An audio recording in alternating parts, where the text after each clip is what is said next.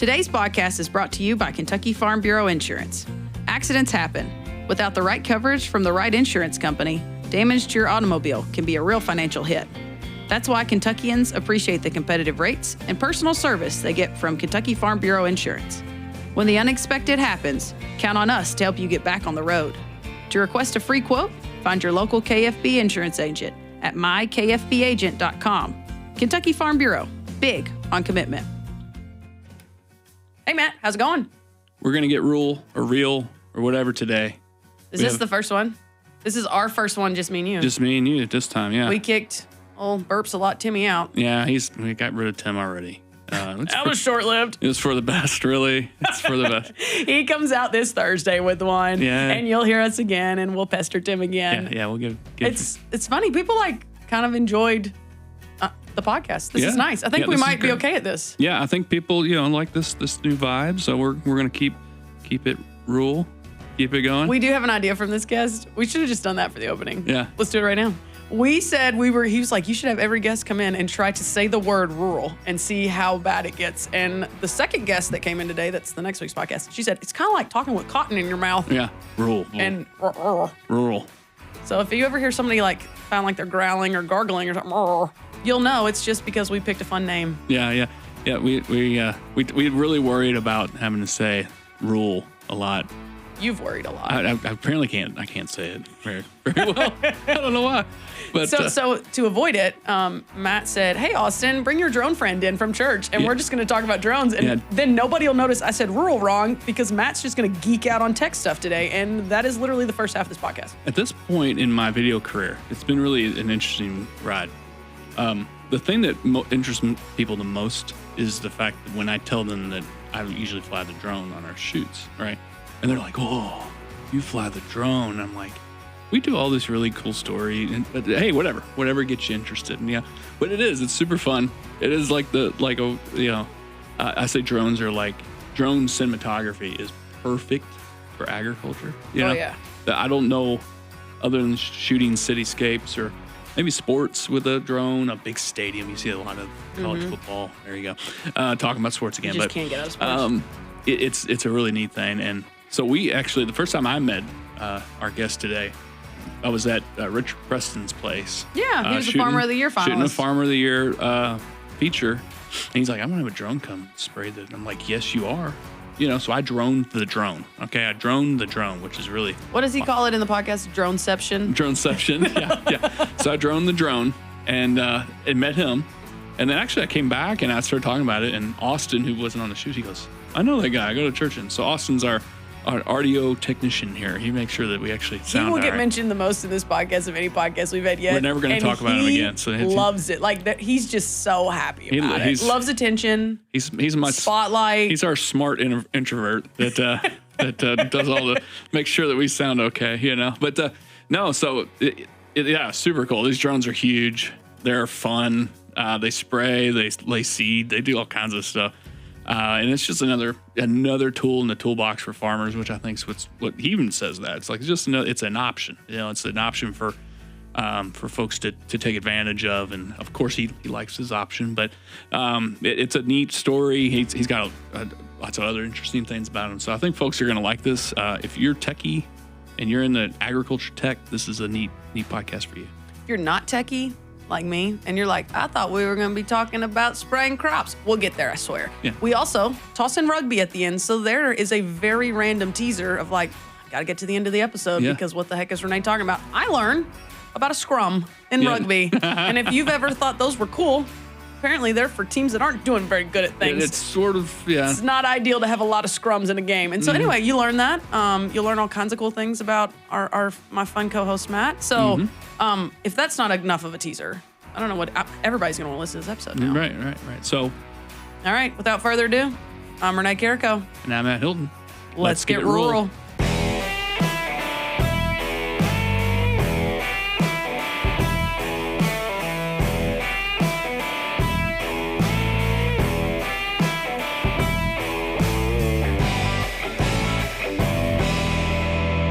Okay, well, Caleb, thanks for being here. Yeah, thank you guys for having me.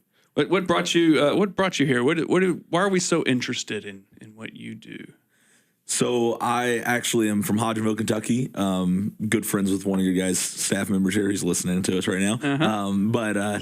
I run and own an ag-related support business where we utilize drones or unmanned aerial vehicles, if you want to get techie, and primarily do spraying, crop spraying, or granular seed spreading and things like that with those drones. Yes, the drone. Everyone, like, it's the buzzword. As a video guy, most people now are more amazed that I'm a drone pilot of these little dinky drones, you know?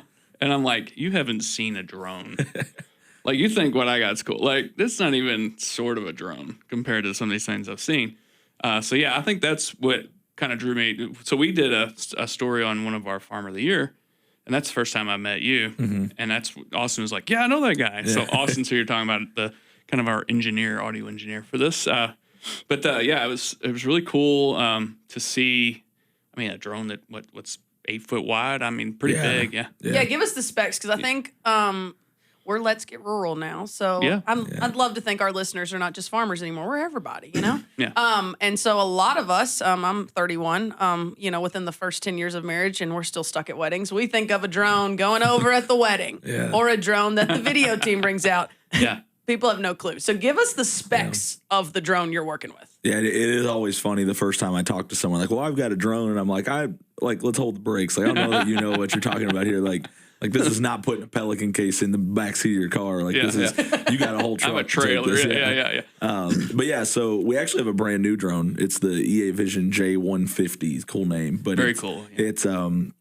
It's huge. It's substantially larger than any version we've had yet. When it's unfolded, it's about 12 feet across. Holy moly! Yeah. It weighs about 120 pounds empty. The batteries alone weigh 45 pounds. It holds a 20-gallon payload. So you're talking about 160 to 170 pounds of liquid. With the dry spreader, you can actually put 180 pounds of payload in the drone. So all in, the thing weighs probably close to 250 pounds while it's flying. Wow. It's about 12 feet across, and it stands about 3 feet tall, also off the ground. So mine's about 8 pounds. So take that, Caleb. Yours is the Pelican case in the back of your truck. Totally, yeah. It folds out. It's ready in a matter of a minute, and I'm up in the air. Is that the Matrice? You fly in the Matrice? No, I got a. Oh gosh, it's a Mavic. The Mavic. Mavic Pro. I should know that. Sweet. Hey, those are sweet. Those are cool. Those drones, it's totally cool. It has 3 cameras on it. Yeah. We're shooting cinematography. Yeah. We're trying to shoot pretty stuff on farms, and it's perfect. Yeah. Does slow-mo and does all the. And those are actually super useful in agriculture too. Yeah. We sell those versions of drones also for crop scouting and doing things like plant health mapping and stuff, because it can get really, really techy on this, where you can utilize that data to then roll that into your spray drone and let it do variable rate spraying based on what your smaller drone detected as like the health. And things can get really, really cool in this industry. Not seeing a lot of demand for that yet, but as chemical prices keep rising and commodity prices don't keep rising at the same rate, I think there's going to be more demand on that kind of stuff. All right, so we're gonna deep dive. I'm very I'm the ag person on this thing, and so I'll have a million questions. Like, I literally was talking to my mom, who works at the research center in Princeton, just a day or two ago, and we were talking. She's talking to the plant pathologist and the price of fungicide right now and how people are doing it. So we're gonna deep dive, but I want to back up one more step and say, why the heck did you get into drones? Like, what even intrigued you to do this? Because I mean, you know it. You're talking the jargon. You're in the mix. Why? So that's actually, I'm kind of the oddball in this industry. Like, I work with a big group of people that do this through a company called AgriSpray Drones over in Missouri. And most of the guys there are farm guys. They're agricultural people that have gotten drones from necessity, right? Where I'm kind of the opposite. So I got into this from an engineering background. So I was at the University of Kentucky, did a bachelor's and master's in mechanical engineering with a focus in aerospace engineering. And while I was doing that, I worked in a lab where we were designing and building drones from scratch, primarily fixed-wing drones, and we were using those to do some research, basically atmospheric turbulence research. And so as I was doing that, I kind of got thinking. I had a good buddy that was a military UAV pilot, and we were kind of brainstorming together, like, how can we take our passion and the things that we've learned about drones, and like, what application is there that we can make a real viable business for this? And initially, we said, we'll do crop scouting. Like we just talked about, we'll take a little drone, we'll go out and take pictures, we'll sell that data to farmers.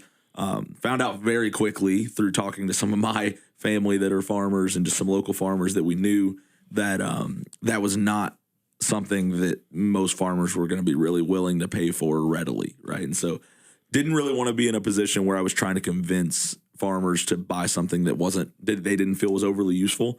And this was around the same time that battery technology was improving so much with the Tesla cars and stuff. And that's actually what's enabled this. That's what's enabled drones to get this as big as we have.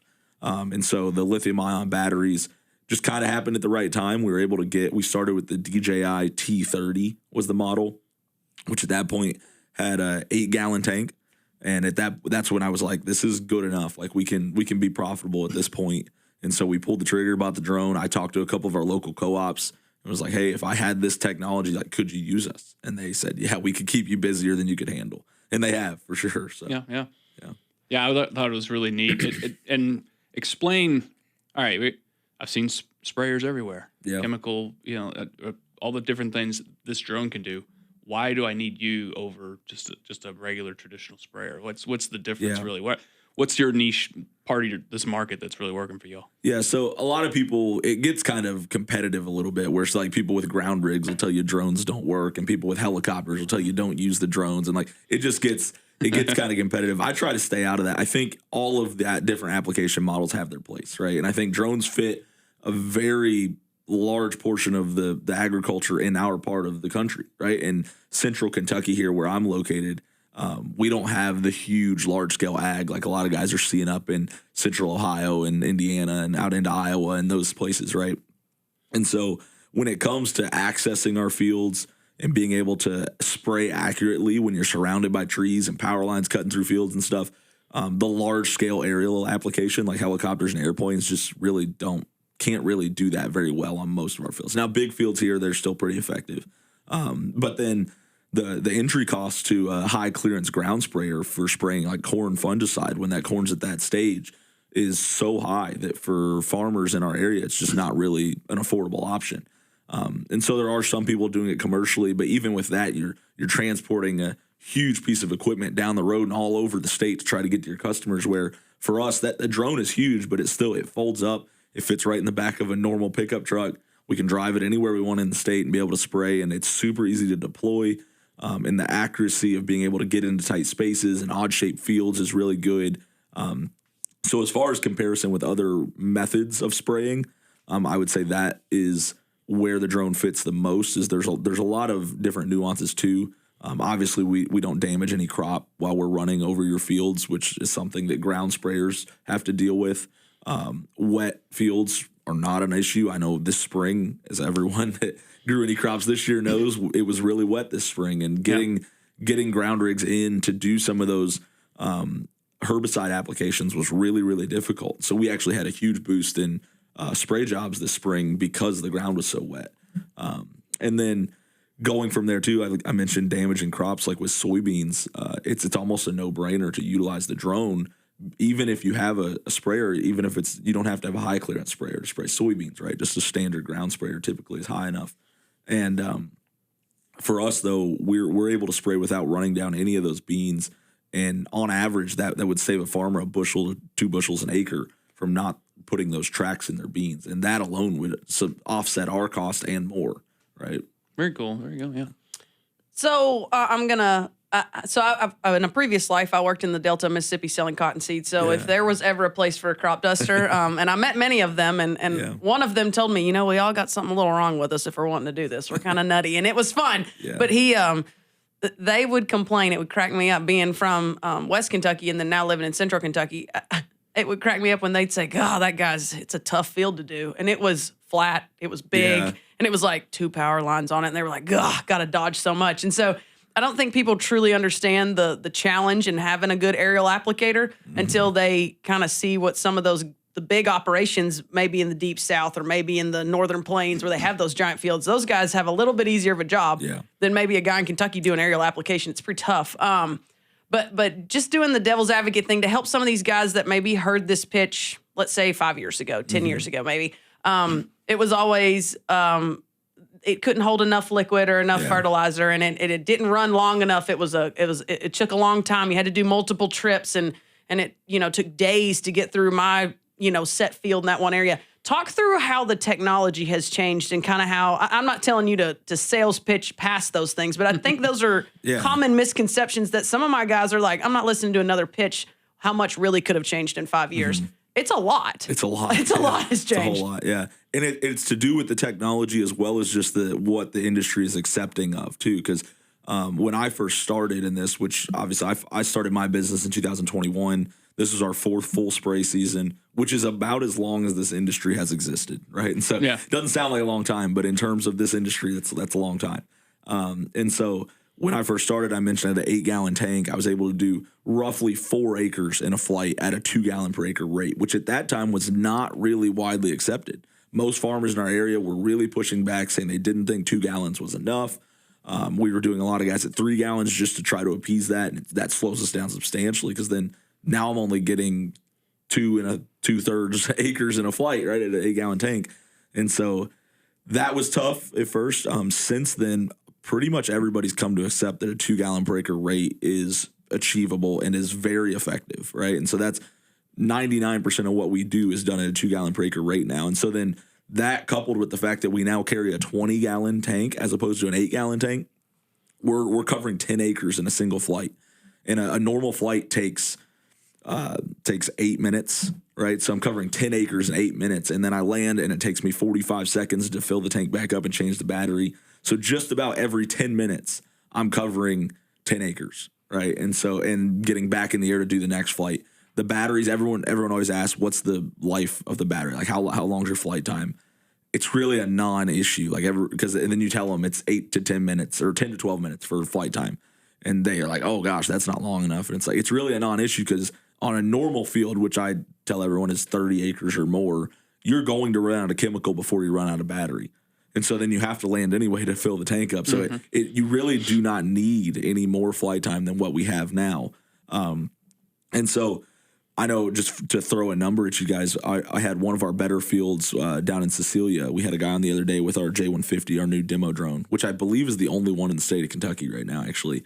And he hit 65 acres in 1 hour down there. Yeah. And like that's covering a lot of ground. Where my first year, I was happy if I was hitting 24 acres in an hour. I was pretty happy. Yeah. So I think the thing with technology just in general, it's like when people are like, they'll never be able to do that. That's always a bad way to look at technology. Yeah. You're right. If the market's asking for something, they'll have drones that are gigantic with 200-gallon tanks in them eventually if they have to. So I think those things will just change because technology will change. And the company that I mentioned earlier, AgroSpray Drones, they do a lot of testing and like pushing things just to test rates like that. While we're busy in the field doing real jobs, they're getting to do some of the R&D on our behalf. And so I know they put out a video with the J100, which was the previous model back, which only had almost a 12-gallon tank, so quite a bit smaller. And they were able to cover in an ideal setup. They did 1,000 acres in 24 hours with one drone. Wow. Yeah. And so really, really awesome. Obviously not really a real world test. It was kind of ideal. I think for us with the J150, if you were to put me on a 600-acre square, I think I could get that done in one day in a reasonable 12-hour shift day. Yeah. Like, it's very neat. Very neat. One thing I joke with being the drone guy, My dad, back in the day when I was playing video games, thought I was wasting my time. This is such a waste of time. You should be doing something. And, man, look at me now. Because that's what, a lot of people are like, is it hard? I'm like, well, you can crash it. I mean, we've done that. Austin, who's our audio technician, we joke that he's a retired drone pilot. Every once in a while he'll be flying it, but in there he's smiling at me. But no, so I mean, you can crash them and stuff like that, but they are extremely easy to fly. The nicer you get. What's yours like? Is it pretty easy to fly with that amount of weight and all that kind of stuff? Yeah, it's basically the exact same as your Mavic drone. They have all the obstacle avoidance and all the stabilization built in. And if you let go of the sticks, the drone doesn't fall. If you let go of the sticks, the drone stops exactly where it is and waits. And so it is fairly easy. Although I will say, like you mentioned, your dad making fun of you. I always say I can teach a high schooler how to fly these drones in 45 seconds. I just show them, hey, do this. The thumb dexterity that some of those kids have is just amazing. And then my dad, for example, my first year, it was just me and him. I tried the whole year to teach him. It's been 4 years. I'll hand him the controller. It'll take him a minute and a half before he'll even move it. He's like pushing each stick each direction and looking, and then he forgets and he goes the wrong way. And yeah, it's kind of funny. Yeah. That's when people fly, like we have interns, and they can fly it. I'll sit there and I was like, "Have you played a video game?" Yeah. Let's go. You're fine. Yeah. I was like, that does that. Just hit that when you hit record. I was like, that's what I screw up more than anything. I'll be like, ooh, I'll get a good shot. I'll get a great move. And it looks so, and I'm like, I didn't hit record. What a dummy. And then I'll do it again. Yeah. My one story I tell a lot of people, the first time I had a drone, we were doing a story.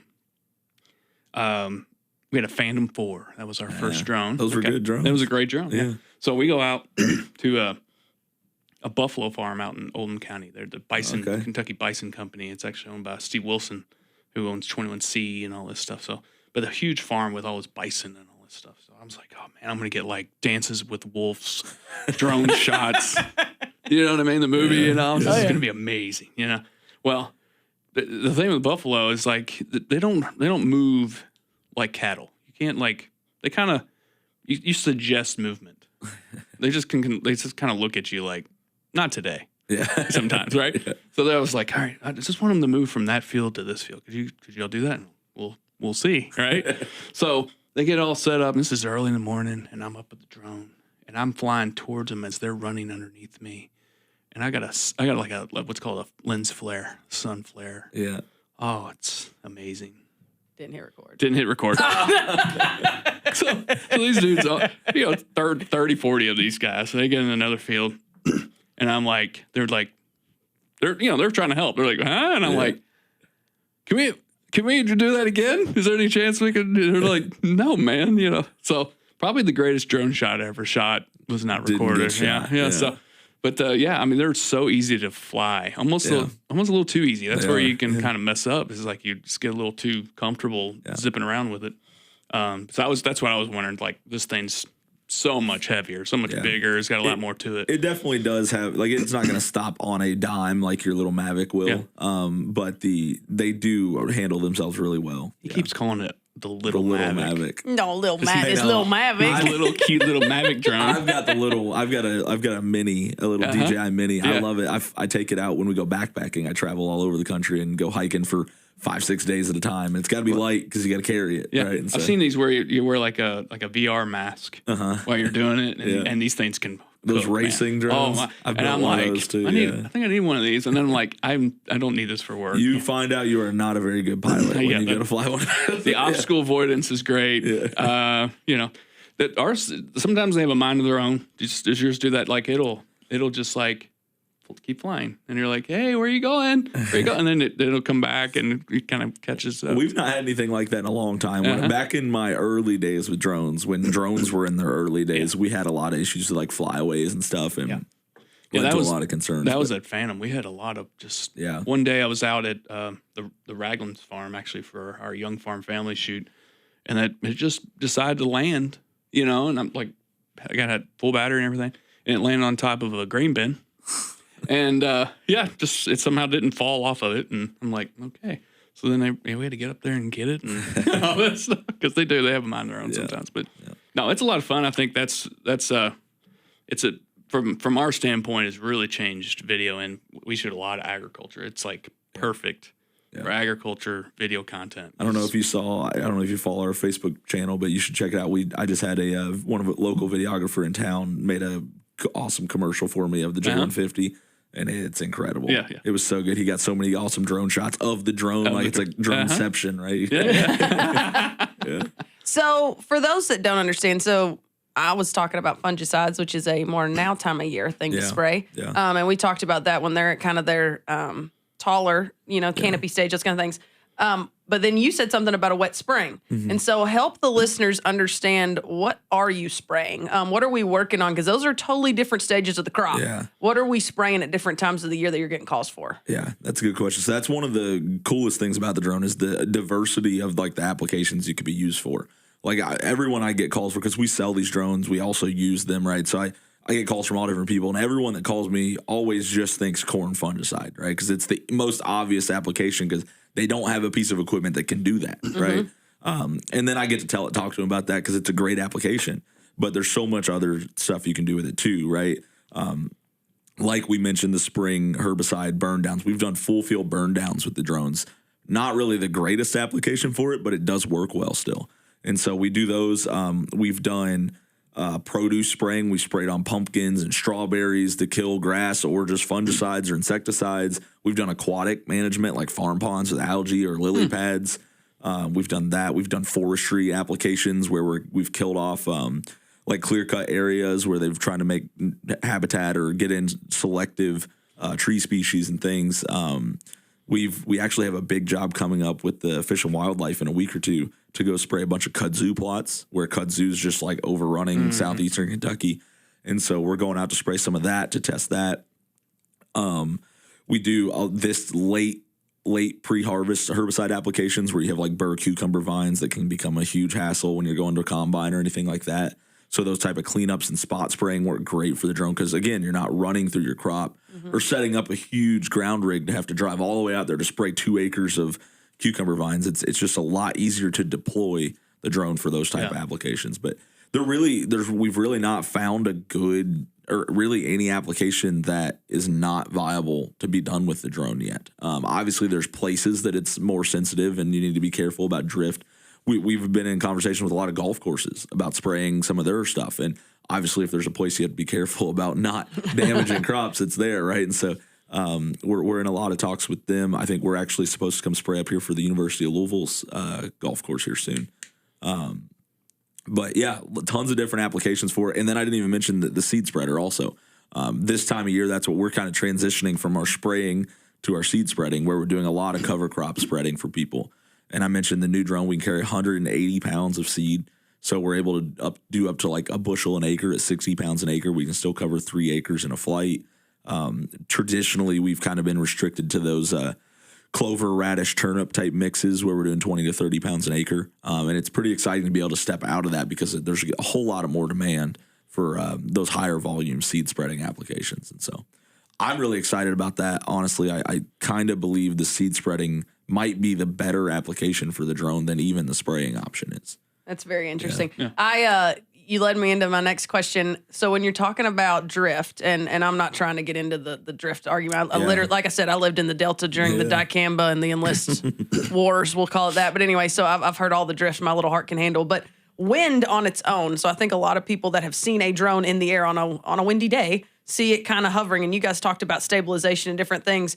Are there days that somebody will call you needing a fungicide app and you're like, sorry, it's too windy? Is it drift or is it the drone's going to get shifted? I mean, this is a heavy drone. So talk to them about how that's changed over the years too. Yeah, the wind will never affect the drone at this point. The stabilization and everything is so solid. And I say that the wind could affect the drone, but there's absolutely no way I would ever be spraying a chemical or applying a seed while it was that windy, right? Right. Our manuals say that we would spray up to like a 12-mile-an-hour steady wind, which was not enough to impact the drone at all, but that is enough to impact the chemical.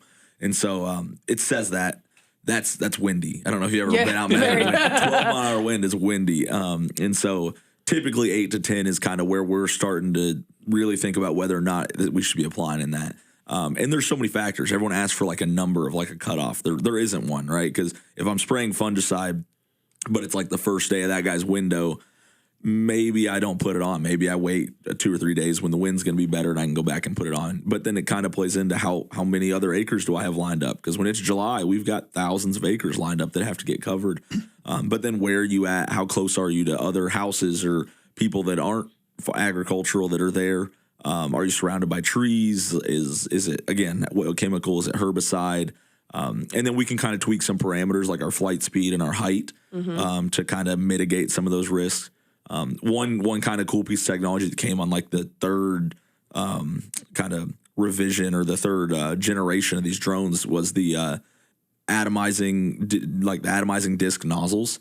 So they're rotary atomizing nozzles as opposed to the T-jet pressurized nozzles. Gotcha. So again, getting pretty technical in the weeds here, but they generate a lot more consistent droplet size. Yep. And so those fine droplets are the ones that get you in trouble with drift. And so that mitigated a lot of the drift concerns. But then also just the down pressure from the drone does a really good job mitigating drift, as well as giving us good canopy penetration that a lot of people general traditional application equipments would use a higher water volume so that chemical would drip down through the canopy or run down the plant to where it needs to be, where we utilize the airflow and kind of push that chemical down into the canopy. That's why we're able to get away with such lower volumes in our applications. Yeah, very interesting. That's very, very cool. So talk about we have another connection. Austin's like the star of this podcast, kind of in the background here. You know Austin from church. So talk about some of your other things you're a part of. So for me, this business is great, and I love getting to serve the agriculture community. But when I started this, I was at an engineering job, full-time engineering job, and when I started this, I kind of did it in the hopes that it would give me the flexibility I needed to do the other things I wanted to do. The first of those is I'm a youth pastor actually at our local church, Parkway Baptist. Used to say small church, not so small anymore. Yeah. But yeah, I'm the youth pastor there, and then on top of that, I get to serve as one of the assistant wrestling coaches for the high school, which is cool because my dad started that program at LaRue County, so it's cool to get to be back there. And then I did coach football for a little bit, and I've kind of stepped out of that because I actually just had 2 kids, so I'm on my second. I got one that's 2 and one that's 6 months old.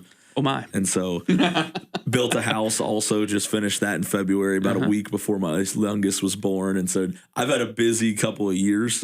Excited for life to kind of settle down and things to calm down a little bit. But yeah, I love getting to serve with our local youth community. That's something that I feel very called to do, and feel like I fit very well with them. Still, I'm basically a big youth myself. Yeah, very cool.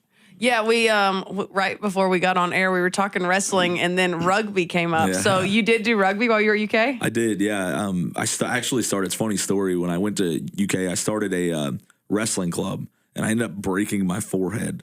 Yeah, broke my forehead bone at the first tournament. You know, it's weird. You might be the first person I've ever heard break their forehead. Yeah, you would think you'd do that more often. You could break anything, I guess. I've never heard of breaking a forehead. But So that's new. Yeah. I had told my sister, who had just graduated from UK, and I told her I was going to try to walk onto the football team, just kind of jokingly. And she told me she would be so embarrassed if her brother was the worst player on the football team. And she said, "Go play rugby instead." So I looked him up, and I went out and joined the rugby team. Had no idea what I was doing. Yeah. And stuck it out, and I loved it. I ended up playing for 7 years, I think, while I was there, all the way through grad school and stuff. Yeah. And really loved it. It's a great sport. Yeah. I am low-key obsessed with it. I'm obsessed. Any of our listeners are learning. If there's a sport, I'm watching it. Like, I mean, I'm very, we talked about this all summer. Like, when there's that lull in sports and everybody's like, well, Major League Baseball's on. I was like, I want more contact. Like, let's do something.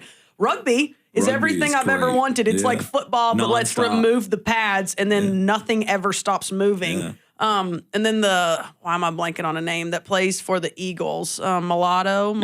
He was a rugby. So then I learned more rugby things because he's an American football. So anyway, I'm very in rugby. And then we find out, fun fact about Matt Hilton, you're a rugby guy. Yeah, so I always joke that I participated in rugby. Yeah. I don't know what I was doing would be called playing. You've lost some confidence since pre-airing. Yeah. Before we aired, you called yourself the quarterback position of a rugby team. That was said. All right, so I technically played fly half, which is the quarterback. The quarterback of the rugby team. It's also the pretty boy that doesn't get involved in the middle, which is probably best for me because I'm pretty and I shouldn't be getting in the middle of everything. So pretty. I was the opposite. I was the flanker. So I'm just the mindless running and tackling machine. I played flanker. Kind of feels right for a wrestler, though. Like a guy that breaks his forehead should be that guy. Should be that guy. Yeah. So I played scrum half a little bit. I played fly half, and then I did play flanker a little bit, but learned that maybe I'm not built for that. So, but yeah, I kicked all the field goals, and that did fits all your size the and things. stature. To be I've honest, always been like, have a kicker vibe to you. Like when I go to like a football game, I'm like, just find me and ask me to kick do the punt, pass, and kick contest because I can kick. I can punt the ball and I can kick it. I don't throw very far, but I think I'll catch up with the other college game day and kick one of those 100,000. Oh my gosh! Pat McAfee be dead. It's always a kid. I'm old. They're not gonna ask me to do that. Yeah. But yeah, no, I played in college. We actually, the reason I played was because some friends that played at UK. Yeah. They were like, dude, you should play. And I'm like, who was it? I'm curious. I probably know him. Okay. So Kevin Lococo. Yep. I know Kevin. I've played against Kevin. Yeah. He's a big unit. He's a big, love you, Kevin. He's gotten bigger since I knew him in high school. All right. Yeah. And then Jared Paulin. I know Jared. Jared Paulin. Yeah. And then Richard Plouffe. He played back then. Yeah. But those are guys I went to high school with. And they're like, you should play. You should play. And what it really was is they were like, we want you to play so that when we play you, we can kill you. So you weren't on their team? No, I was at Western. They were at so UK. They were Oh, at UK. I thought they had transferred. Yeah, No, they no, just no. wanted to play you. Yeah, they were at UK having a great time, and I came to a game. And I was like, I could do this. I mean, you just catch it and run that way. This is easy. So, Nobody tackles you or anything. Yeah. And I'm like, a meathead kid, just like everybody else is. He's dumb, 19-year-old. So, so I tried out, and I think because of my kicking, that's why they wanted me to play fly half. And so I started doing that, and it was a lot of fun. We did. I had to retire so that I can actually graduate. It was a little too much fun. It's essentially like being in a frat. Yeah. Let me tell you something. Attended 2 of those. Rugby guys, they have a good time. Yeah, there's a lot of good time. They have a good time. They do. And I had to graduate, so I played for about 2 years, but I still watch it today. I love the game. I watch the international stuff all the time. And I'm a proud UK alumni. I want to give them a shout out. They won the national championship the past 2 years. Actually, have been incredible. Yes. Yeah. We get to go back and play them every year, and I talk a lot to those players when coming in, and then they usually put it on us pretty good. They're pretty solid. So it's like an alumni game, and y'all play we play an alumni game, play the current team. Called an old boys game. Yeah, you got to play an old boys game. When is this? Like, they do it every year. It's in the spring usually. Like, is this open? Like, people could come watch? Yeah, it is. And it's a really, really good time. And we may have it a whole day, get to know all the guys and stuff. And actually, too, just coming up in, a couple weeks, I need to start working out. UK is going to be playing Indiana University in their football stadium. Oh, that's cool. And Indiana actually challenged us to an alumni game. So I guess I'm going to play rugby in a couple weeks in Indiana's football stadium. You heard it here first. Yeah, so like rugby. Blue-white game, what is that? Who cares about that? Let's just start Let's watch going to the the rugby spring alumni rugby game. Y'all think I'm joking? I would go. That would be so cool. I played in 2 old boys games, which is what we always call Yeah, them. well, we usually have an actual alumni and then an old boys game too. So the old boys are we got guys that are 70 years old out there playing rugby. Still doing it, yeah. So we played that. I would go for the first few years. I've passed in the last probably 5-10 years. Oh no! Get back out there. I'd get killed. I think I went back out there and got hit and lost all of that, like where you build a little bit of leather to you, And I got hit and I go, ooh, there it is. And we got better too. Like that's one thing. Like when I was playing, UVille didn't even have a team. Yeah. They've actually won the national championship. They were pretty good. UK and Louisville are 2 of the best. They actually played each other in the national championship 2 years ago. Yeah. They're both like really good. I feel like such a bad sports fan right now. How have I missed some of this? There's really 2 types. There's like club rugby, and then there's varsity. There's like varsity, like scholarship rugby. A lot of that's out west. There's like Cal Berkeley wins every year kind of thing, and then. But like this is what we're talking about with this, and it's really cool. I don't know if UK's maybe even stepped it up even more because they're getting really good. But they target a lot of high school football players that didn't get a opportunity to play football. That's how it was when I played. They're actually recruiting a lot of high school rugby players now, and UK I know at least has a handful of scholarships they give out every year. I think I was one of the first ones to get one actually, but it's pretty cool. It's a very legitimate club. Organization, like a huge alumni base, very well funded. Like it's a really, really legit thing. So I got a question about the scrum. Isn't that what it's called? Yeah. Everybody watch Olympics every year when the Ocho gets bored and wants to show it, all the things. How often do they actually happen during a match? Like, I feel like everyone talks about them like, oh, that's very rugby. And I'm like, I actually don't see that many of them during a match. It kind of depends how bad you are at rugby for how often. they happen typically, you can do it off a penalty, but they typically happen when a knock-on occurs, which is when you drop the ball forward and then you scrum. And so in high school and low-level college rugby, they happen quite often because you have a lot of those. Essentially, when the ball stops, you're either throwing it back in the game. And you went out of bounds. Or you're scrumming to get it going again. Gotcha. Or a quick toe. Quick toe. You can do that too, but usually it's almost like an NBA jump ball. Right. It's like an NBA jump ball in the middle of a game, but you can actually pick to do it. Yeah. Because you got big monsters compared to the other team. So you're like, we want to scrum it because we're going to get it. Because technically, the ball is everyone's at all time in rugby. There's no and holding possession is your number one key. You want to keep the ball and. Because even when you score, you get the ball right back. Yeah. You still own possession after you score. You don't kick it to them. So you can beat people to absolute death in rugby because you have the ball. People by over 100 points, and I've been beaten by over 100 points. Right. So that's what's cool about it. It's free. It's a mixture of soccer and football. Really. So you as quarterback of the rugby team, were you the guy behind the big men that went and snagged the ball out? That's a scrum half. Oh, okay. That's scrum half the little guy. He's essentially little. Scrum half, big guys. Scrum half throws it to the fly half. while this is all going on, this mess is going on. You're way away. I'm calling a play and we're getting ready, and then we run the play. We have a scrum and a wing. I'm the leader of the wing. The scrum has kind of a quarterback too. They are. They're both. So where are you in a scrum? I'm the smaller big guy that's attached, which I was way undersized for my position, but On the smaller edges. guy on the side that's basically maybe going to pick the ball up and take off with it or tackle the guy that does that.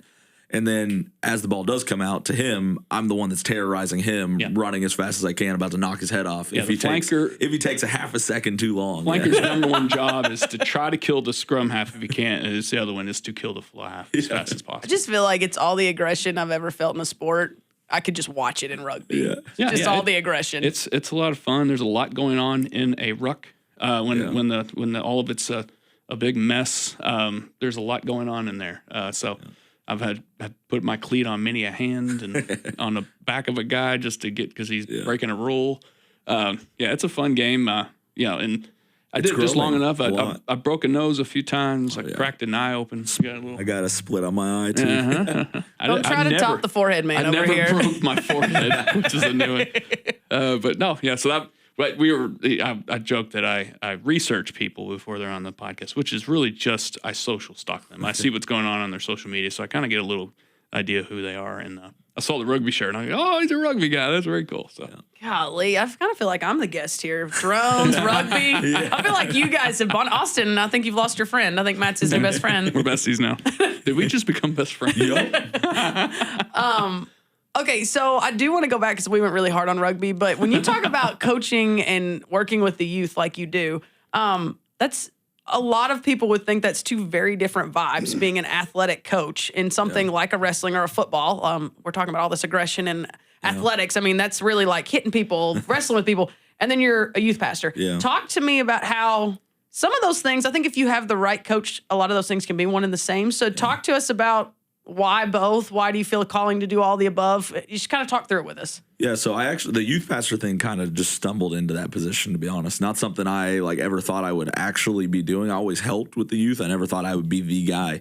But I actually have a really good model. Our pastor at our church was my youth pastor and one of my football coaches. And so I've known him my whole life and kind of saw that. But I really personally believe that coaches have ability to impact kids in ways that nobody else does, right? Like I think they have a ton of ability to impact kids and just their mentality and the way that they carry themselves, even more so than you do as a youth pastor. Obviously, there's a much more direct spiritual influence as a youth pastor, but I think having that type of influence as a coach is almost more impactful sometimes. Mm-hmm. And so coaching is something that I always knew I would do.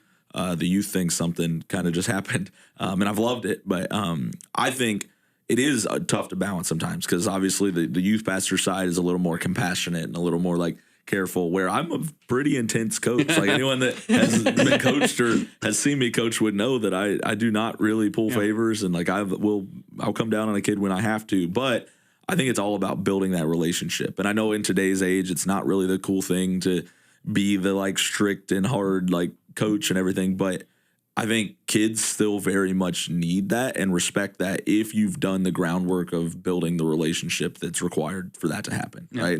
And most kids don't respond well to it, primarily because they don't necessarily feel like they are respected by the coach when that happens, right? And at least that's been my experience. Yeah. I've been able to develop strong enough relationships with kids that have allowed me to be that type of strict kind of encourager, I would say, with them when they need that, right?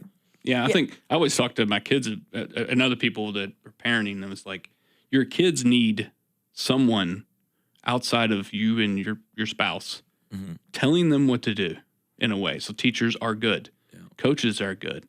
Things are hard. Too bad.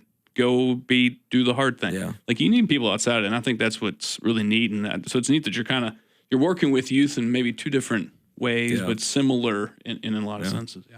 Yeah, and I think the wrestling versus the football thing, and I was always a team sport person, and so I played soccer, I played basketball. You know, my younger brother did track, which is a very solo type of sport. Like you're competing, but you're competing against yourself to get that further distance for throwing. And so wrestling is a little bit. I know that the team can make certain things, but there's a point in that where you're like you're focused on your weight, you're focused on your weight class and who you're competing against. So do you think it's interesting? The type of coaches that can flex across a team sport versus an individual sport and vice versa. I think it's just a very interesting way to look at it. And I think you hit it spot on. The what you're saying goes across the board, whether we're motivating 11 guys or whether we're motivating 3. It's a trust, and then it's a sternness. It's and I think that's really interesting to me because I've always told him, I don't know how you motivate yourself to compete against yourself. I always wanted there's a goal at the end, and we as a team are going to hit that goal. So I've always thought something like a wrestling, a throwing track, all those things. It's so interesting to me how you would kind of compete. It's almost more of a mental game than anything else. So it's interesting to me. Mm-hmm. Yeah. Yeah, wrestling is a very individual sport. Although at LaRue County, we had traditionally a very, very good wrestling team, always have. And at LaRue County, we've always kind of approached it from a team aspect too. Yep. And so just kind of seeing that from my dad my entire life is kind of the way that I've approached the sport too.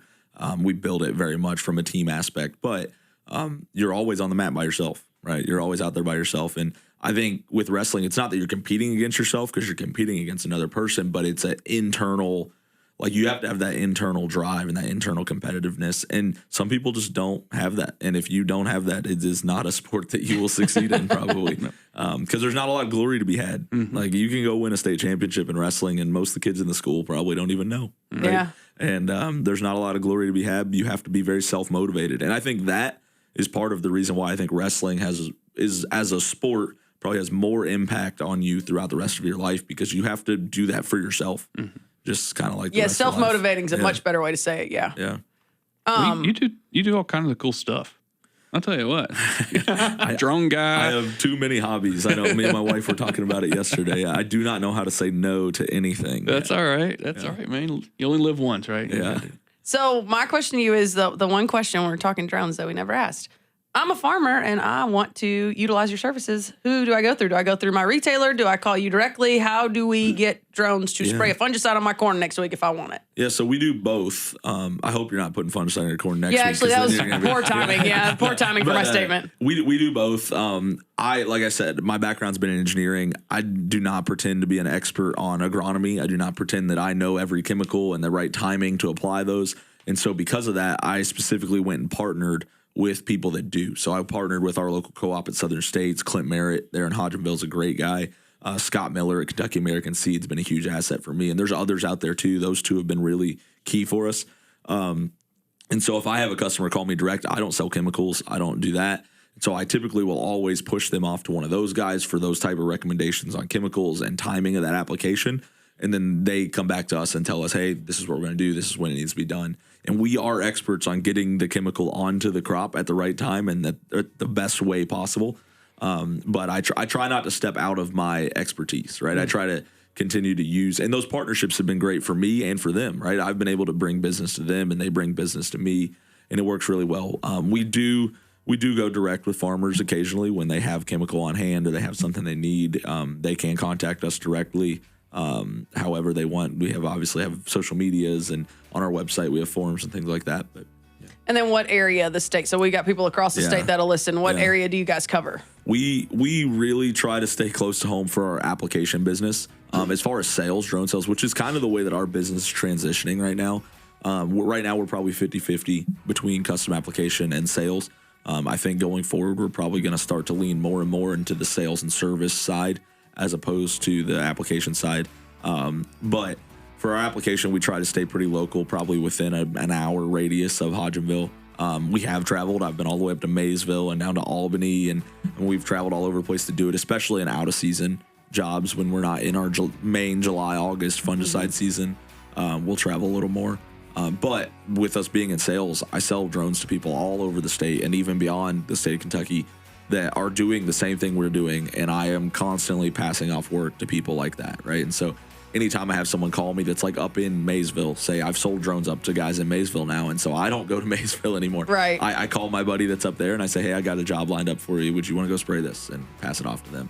And it's been really cool. Yeah. Cool. Well, thank you for coming on in. Austin did good. This is his first try at finding a guest for us. So far, more successful than flying a drone. So Yeah, not a good drone You're 1-0 pilot, on this one, buddy. Good at finding guests, so we're pretty excited. If we make fun of him enough, he will talk on this podcast he to did. defend himself. Yeah, I have to. Yeah. No, but we appreciate you coming in. I know maybe we should call you in. Well, we should have called you in a month ago if it made it rain. So It's true. I appreciate know, your work yeah. on that. I was wondering what that wet stuff falling out of the sky was. So were all the drivers on 65. But anyway, no one can drive again. But no, seriously, appreciate it. I know, although it seemed like it should be a short drive, it wasn't. It's never easy to get to Louisville, and it's hard to get away for a time. But I think this was super interesting. I've enjoyed getting to know you, and I'm just a county away, so it's been fun. And I hope to have you back sometime. Cool. Yeah, we'll start a rugby podcast, and you can come back. And but thank you again for I really appreciate it, guys. I really appreciate the opportunity to get to come and talk about what we do. All right. Well, thanks, Caleb, and thank you, listeners. Be sure to listen to our other podcast on our new platform, Let's Get Rural, and we'll see you next time. Thanks.